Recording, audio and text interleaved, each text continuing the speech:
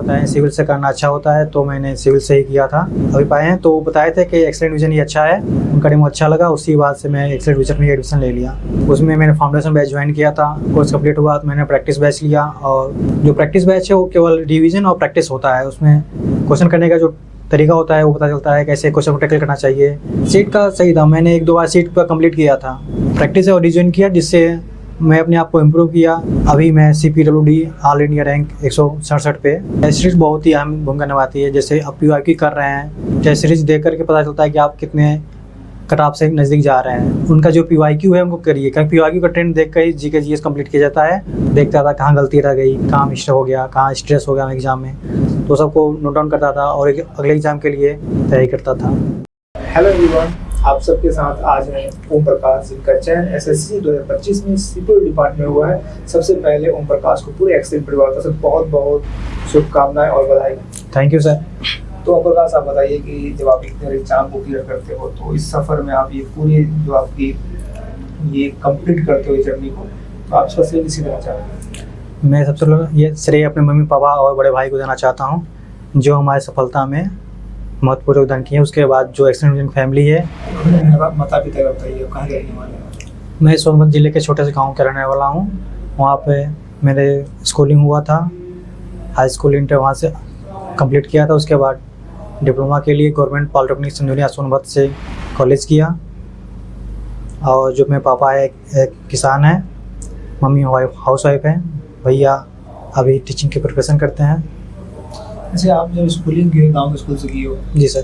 तो स्कूलिंग करने के बाद आपको ये मन में ख्याल आया कि मुझे सिविल से डिप्लोमा करना है, ये कैसे डिसाइड किया? नहीं तो एक गांव में एक मेरी दीदी थी जो गांव में थी, तो उन्होंने पहले कर रखा था, और एक बगल के गांव में एक भैया थे तो वो भी कर रखे थे, सीनियर थे, तो बताएं सिविल से करना अच्छा होता है, तो मैंने सिविल से ही किया था। तो किसी के बताने पे आपने किया, तो फिर आपको कैसा लगा डिप्लोमा करके सिविल से? नहीं, सिविल से डिप्लोमा किया तो वहाँ पे मेरा लेटर एंट्री से हुआ था, तो वहाँ पे जो भी क्लासेस चलती थी ठीक थी। और उसके बाद जो भी मतलब कि बेस था और जो भी था वहीं एक्सेल फैमिली में आने पर ही कम ठीक हुआ। नहीं, कोचिंग में आप जो एडमिशन में लिए थे और बहुत अच्छा हुआ, मतलब कॉलेज में आपने अच्छे से नहीं किया है, तो आप एक्सीलेंट में ही खुद तैयारी करने आके वहाँ पे? एक सीनियर थे जिनका नाम रमाशंकर विश्वकर्मा है, वो 2022 के एग्ज़ाम में SSC के CPWD पाए थे, अभी पाए हैं। तो वो बताए थे कि एक्सेलेंट विजन ही अच्छा है, कहीं भी डेमो देख लो आप, एक्सेलेंट विजन अच्छा है। तो मैंने डेमो देखा, यहाँ पे आए, जो नवीन सर डेमो दे रहे थे तो उनका डेमो अच्छा लगा, उसी बात से मैं एक्सेलेंट विजन में एडमिशन ले लिया। अच्छा, तो आप डेमो अच्छा लगा। बाकी आपको पूरा जो सफ़र रहा हमारे साथ, आप कौन से कोर्स में थे बताइए, और किस बैच को ज्वाइन किए थे आप? मैं 2021 बैच का बैच में था, बैच नंबर 5 था मेरा। उसमें मैंने फाउंडेशन बैच ज्वाइन किया था, और अपना टाइम लेकर मैंने अपना कोर्स कंप्लीट किया बिल्कुल। और उसके बाद जैसे ही कोर्स कंप्लीट हुआ तो मैंने प्रैक्टिस बैच लिया, और साथ में अपना क्वेश्चन प्रैक्टिस करता रहा। जो फाउंडेशन बैच दिए, दोनों बैच के बारे में बताइए, क्या अंतर है दोनों में? फाउंडेशन बैच है जो बेसिक मतलब कि बेस तैयार करता है आपको, जैसे आप डिप्लोमा नहीं पढ़े हैं या थोड़ा बहुत पढ़े हैं तो बेस बिल्कुल आप तैयार करता है। फाउंडेशन बैच उसमें टाइम देकर होता है, उसमें नोट्स बनवाए जाते हैं प्रॉपर। और जो प्रैक्टिस बैच है वो केवल रिवीजन और प्रैक्टिस होता है, उसमें बेसिक से नहीं पढ़ाए जाते हैं, रिवीजन और प्रैक्टिस केवल होता है। तो आपके कितना बेनिफिशियल रहा प्रैक्टिस बैच? प्रैक्टिस बैच बहुत बेनिफिशियल रहा, जिससे जो भी मतलब कि प्रैक्टिस क्वेश्चन करने का जो तरीका होता है वो पता चलता है, कैसे क्वेश्चन को टैकल करना चाहिए। जी, जो आपको प्रैक्टिस बैच में सीट मिल रहा था, जी सर, उस सीट का कितना? सीट का सही था, मैंने 1-2 बार सीट पर कंप्लीट किया था, 1-2 सीट कंप्लीट किया, उसके बाद लगा कि अब और कुछ करना चाहिए, तो बुक मैंने फॉलो किया। ठीक है, आपने बताया इससे पहले भी कई एग्जाम में सफल हुए, कौन कौन से एग्जाम जो कोई पास हो गया सफल हुए? मैं जैसे 2022 और 23 में SSC दिया तो उसमें प्री भी नहीं हुआ था।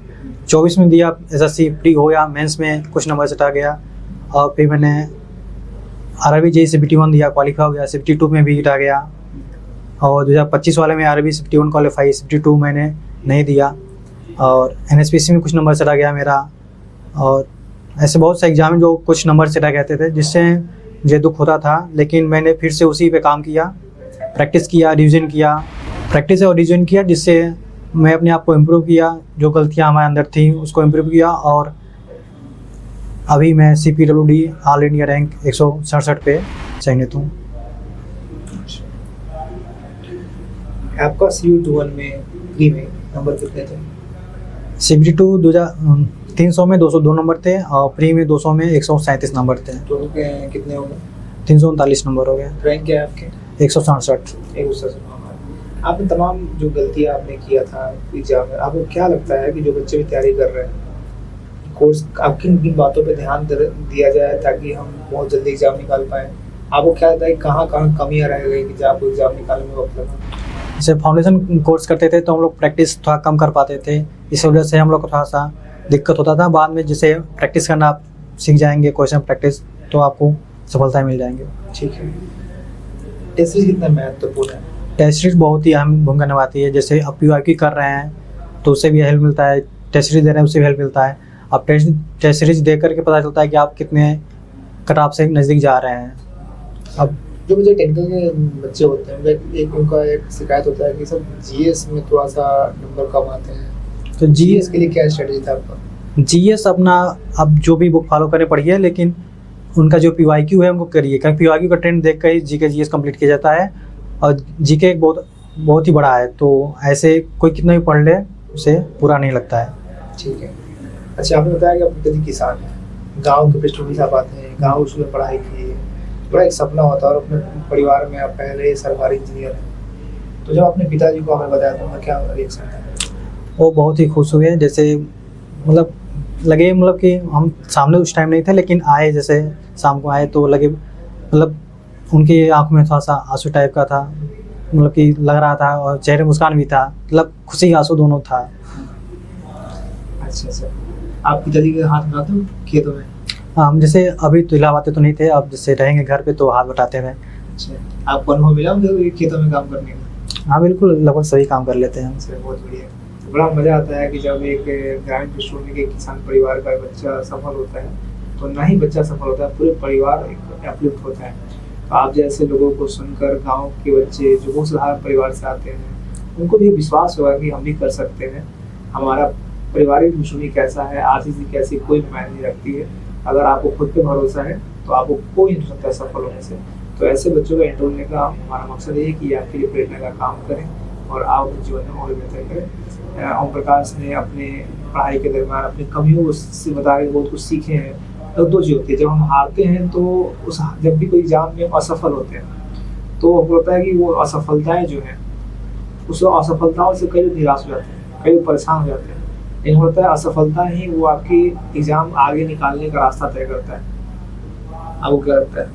हाँ, अगर मैं किसी एग्जाम असफल नहीं होता तो यहाँ तक पहुँच नहीं पाता। जैसे मैं छोड़ देता, एक दो एग्जाम नहीं निकलता, चले जाता, तो यहाँ तक नहीं आ पाता। जब आप इतना पढ़ने एग्जाम देते हो कुछ नंबर पता हो कहाँ कमी रह गई है? हाँ, उस कमी को देखता था। कितना काम कर रहे हो आप? मतलब पहले तो एक दो दिन रहता था, स्ट्रेस माइंड रहता था, उसके बाद रिलैक्स होता था, देखता था कहाँ गलती रह गई, कहाँ मिस्टेक हो गया, कहाँ स्ट्रेस हो गया एग्जाम में, तो सबको नोट डाउन करता था और अगले एग्जाम के लिए उससे भी अधिक रफ्तार से तैयारी करता था। बहुत बढ़िया। तो आपकी जो भी आप कभी भी आपको टेस्ट बहुत बच्चे टेस्ट देते हैं तो जैसा नंबर कम आ रहा है, सर एग्जाम में नंबर कम आ रहे हैं, तो भाई जो भी नंबर कम आ रहे हैं तो नंबर टेस्ट कोई आपको परेशान करने के लिए नहीं बनाया गया है।